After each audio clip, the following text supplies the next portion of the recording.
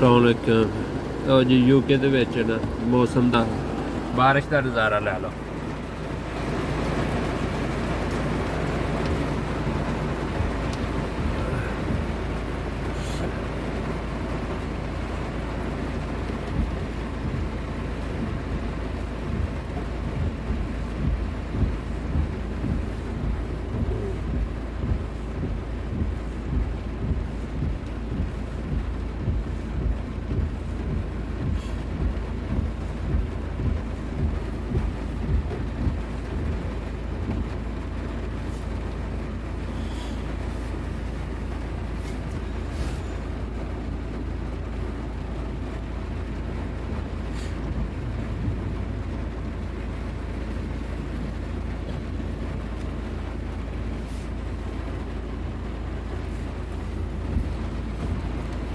लेकिन इत्थे शुगर है बिजली कड़कती नहीं, लेकिन गर्मियां दे विच कभी कभी है ना बिजली चमकती है, लाइटनिंग जिन्हों असीं कहने होंदे।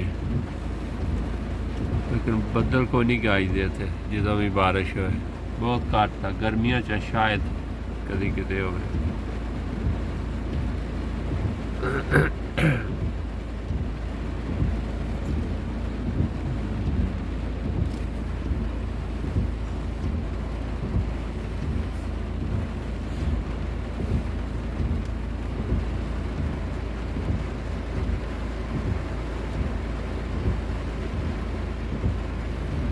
लेकिन इन्नी बारिश होने के बावजूद भी देखो किते कोई पानी खड़ा नहीं है। सारा इत्थे चैनल बने ने उहदे विच जा रहा पानी। ये देखो